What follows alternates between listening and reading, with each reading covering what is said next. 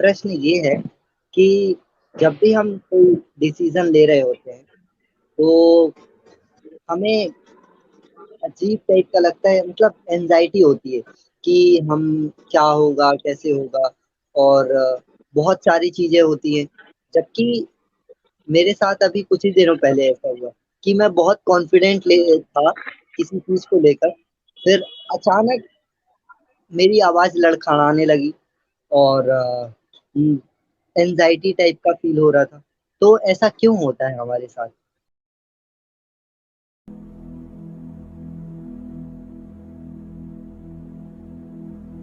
हम सब मनुष्य क्रॉस वासनाओं के शिकार होते हैं। जब भी मैं वासना शब्द का प्रयोग करता हूं, अधिकांश लोग सोचते होंगे कि ये किसी काम या सेक्स की बात हो रही है, लेकिन ऐसा नहीं है। वासना में डर भी आता है, लोभ भी आता है, मोह भी आता है और काम भी आता है। काम का एक छोटा सा पार्ट है यौन। तो हम एक क्रॉस वासनाओं के शिकार होते हैं। अक्सर आप देखेंगे कि हम मल्टीपल चीजों को एक साथ साधने की कोशिश करते हैं और किसी भी चीज को हम छोड़ना नहीं चाहते।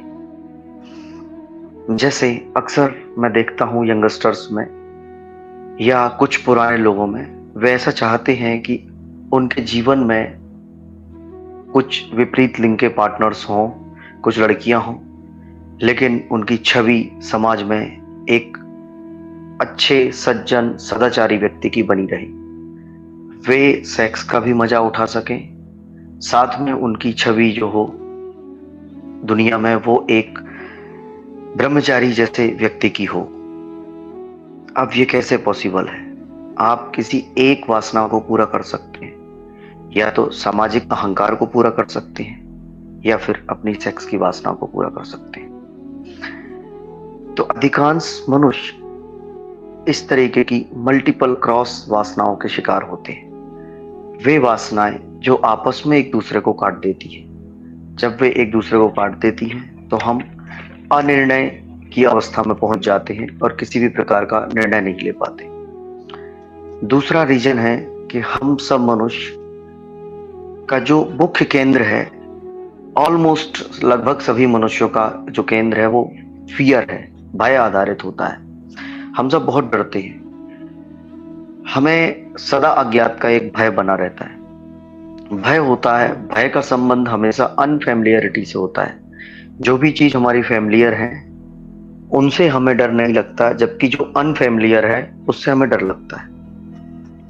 जरा सोचिए कि आप रात के 12 बजे हैं और घर से बाहर निकलते हैं और अचानक से कोई आपको 6 पैर का कुत्ता दिखाई देता है। क्या होगा? आप डर जाएंगे, घबरा जाएंगे। क्यों? कुत्ते तो आपने देखे, लेकिन 6 पैर का कुत्ता नहीं देखा। ये अनफैमिलियर है। अगर सारे कुत्ते 6 पैर के हो रहे होते तो आपको कोई डर नहीं लगता। आपका फियर सदा ही अनफैमिलियर, अज्ञात की तरफ से आता है। हम बचपन से ही अपने ज्ञात घेरे में घूमने के आदी होते हैं। जो हमें ज्ञात है, जितना हमें पता है, वह सुख हो या दुख हो, वह तकलीफ ही क्यों ना हो, हमारा तर्क ये कहता है कि जो जाना पहचाना है वह ठीक है, भले ही गलत है, भले ही दुख है। तो बहुत बार हम देखेंगे कि हम बड़े से बड़े सुखों को भी ठुकराने के लिए तैयार रहते हैं, लेकिन हम किसी नए की तरफ अग्रसर नहीं होते। और सामाजिक तौर पर भारत में ये प्रॉब्लम बहुत ज्यादा है, क्योंकि भारत में आप अक्सर देखेंगे किसी भी नई विधा या आधुनिकीकरण की एक्सेप्टेंस भारत में सबसे कम होती है। सबसे पीछे रहते हैं हम इस मामले में। अगर आज की डेट में इलेक्ट्रिक व्हीकल्स की भी हम बात करें तो वो बहुत सारे देश हैं जो लगभग लगभग 70% 80% अपने वाहनों को इलेक्ट्रीफाई कर चुके हैं। लेकिन अभी हमने भारत में 2030 तक में 30% वाहनों को इलेक्ट्रीफाई करने का फैसला किया हुआ है, एक लक्ष्य रखा हुआ है, और वो भी शायद पूरा नहीं हो पाएगा हमसे। कहने का मेरा मतलब है कि हम नए के प्रति बहुत बंद हैं। एक हमारी साइकोलॉजी बनी हुई है कि जो भी अच्छा था वह पुराना था, वह पहले था, वह पहले हो चुका है। अगर आप धार्मिक फिलॉसफी को भी देखेंगे तो आप समझेंगे और जानेंगे कि सबसे पहले सतयुग था जो कि बहुत बहुत अच्छा था। फिर त्रेता युग हुआ जो उससे कम अच्छा था लेकिन फिर भी अच्छा था, फिर द्वापर हुआ जो उससे भी कम अच्छा था लेकिन फिर भी बहुत अच्छा था, और अब कलयुग है जो कि बहुत ही बुरा है। तो जो भी आगे आ रहा है, जो भी आगे बढ़ता जा रहा है, वह बुरा है और गलत है। तो हमारी जो थिंक करने की जो प्रोसेस है वह यह सोचने लगी है कि पुराने समय में जो भी था वह बहुत अच्छा था, और आज के समय में जो भी है वह बहुत बुरा है, और आने वाले समय में लगातार बुरा होता जाएगा। इस तरीके की थिंकिंग प्रोसेस के कारण हम नए के प्रति एकदम बंद हो जाते हैं। इसलिए हम हमारी तरफ से कोई भी साइंटिफिक आविष्कार हो, कोई नए बिजनेसमैन हो या एंटरप्रेन्योरशिप हो, ये सारी चीजें हम नहीं कर पाते हैं।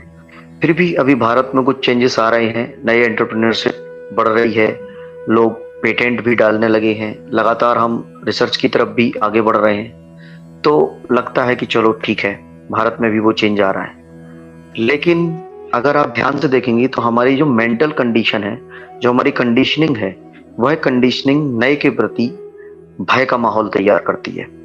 आप कोई भी नया काम करेंगे, आपको समाज का हर एक व्यक्ति दोष देने लगेगा, और जब वह दोष दे लेगा, और अगर आप किसी रीजन से अनसक्सेस हो गए तो सभी लोग यही कहेंगे, हमने तो पहले ही कहा था आपसे, मैंने तो पहले ही कहा था कि नहीं हो पाएगा, और तुम तो बिल्कुल नहीं कर पाओगे। हमारा पूरा समाज नेगेटिव बोलने का आदी है। अगर हम अपने बच्चों का लालन पालन पोषण भी देखें तो हम बचपन से उन्हें कहने लगते हैं, अरे तुम डफर हो यार, गधे हो तुम। और जब हम गधा कहते रहते हैं तो वो गधा हो जाता है, बच्चा बड़ा हो गया। अब थोड़ा चेंजेस आने लगा है जो कि अच्छा है इस दृष्टिकोण से, लेकिन फियर हमारे सेंटर पे, हमारे कोर पे समाया हुआ होता है, और जो फियर है हमारा वह है अनसक्सेस, असफलता का फियर, असफलता का डर। क्यों? क्योंकि हम दुनिया को कुछ दिखा लेना चाहते हैं, हमें कुछ करके दिखाना है, ये हमारी जन्मजात शिक्षा है। हमारे माँ बाप भी हमसे कहते हैं कि बेटा बड़े होके माँ बाप की नाक मत कटाना, ऊंची नाक एक शान की पहचान है। तो अगर हम असफल होते हैं तो हम असफल व्यक्ति को बड़ी हेय दृष्टि से देखते हैं, जबकि इसी के विपरीत अगर हम कंपैरिजन करें यूरोप से, पश्चिम से, तो वहां पर असफल व्यक्ति को सम्माननीय दृष्टि से देखा जाता है, और यहां तक कि असफल व्यक्ति के लिए बेरोजगारी भत्ता की भी सुविधाएं वहां की गवर्नमेंट देती है, लोन की भी सुविधाएं और बहुत सारी सुविधाएं। पर उस लेवल पे, उस मुकाबले में भारत में वैसी सुविधाएं नहीं है। उन कारणों से भी लोग नए कामों से डरते हैं। तो जब भी आप किसी नए फैसले के लिए तैयार हो रहे हो तो आप एक छोटा सा प्रयोग करें, अपने ब्रेन को एकदम टेंस्ड कर दें, बहुत ही तनाव युक्त कर दें। तनाव युक्त करने का तरीका है कि आप अपने दिमाग में उस घटना को याद करें जिस समय आप बहुत अधिक तनाव में थे, या अपने जीवन में कोर रूप से आप क्या चाहते हैं, ऐसा क्या है जो छिन जाए तो आप जी भी नहीं पाएंगे। तो महसूस करें कि वह आपसे छिन चुका है।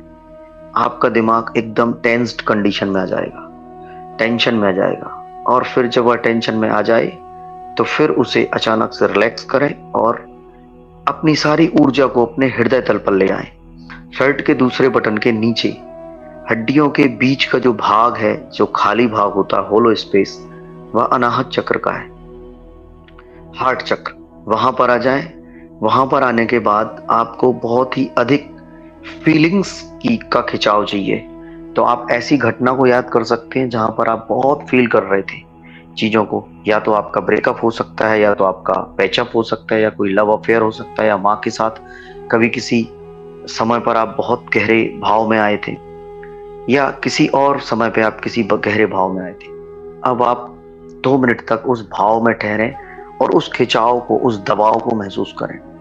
फिर अचानक से आप और नीचे उतर जाएं और नाभि पे आ जाएं। नाभि से हम माँ से जुड़े होते हैं, और नाभि से ही हम प्रकृति माँ से भी जुड़े होते हैं, इस समस्त नेचर से भी। असल सेंटर मनुष्य का नाभि ही है। और आप देखेंगे कि बच्चे को कभी सोता हुआ देखें, बच्चे जब सोते हैं तो उसका पेट ऊपर नीचे होता है, वो नाभि से सांस ले रहा होता है। बच्चे नाभि के तल पर जीते हैं। अभी उनकी भाव स्थिति उतनी इंप्रूव नहीं है, अभी उनकी विचार स्थिति इतनी इंप्रूव नहीं है, अभी उनका ब्रेन इतना एक्टिवेट नहीं है, वे नाभि के तल पर जीते हैं, इसलिए सदा प्रसन्न होते हैं। तो जब भी किसी नए निर्णय की आवश्यकता महसूस हो तो आप नाभि पर चले आए और तो इस प्रोसेस को करते हुए जब आप नाभि पर चले आएंगे तो जोर से नाभि पर सांसों को फेंकें, नाभि पर कंसंट्रेट हों और महसूस करें कि आप साहस से भरे हुए। धीरे धीरे करके आपके सारे फियर गिरते जाएंगे और जैसे ही आप नाभि केंद्रित होने लगेंगे वैसे ही आपके स्वास्थ्य में भी वृद्धि हो जाएगी, वैसे ही आपका भय भी कम हो जाएगा, वैसे ही आप में साहस भी बढ़ जाएगा और वैसे ही आप में निर्णय लेने की क्षमता में भी विकास आ जाएगा।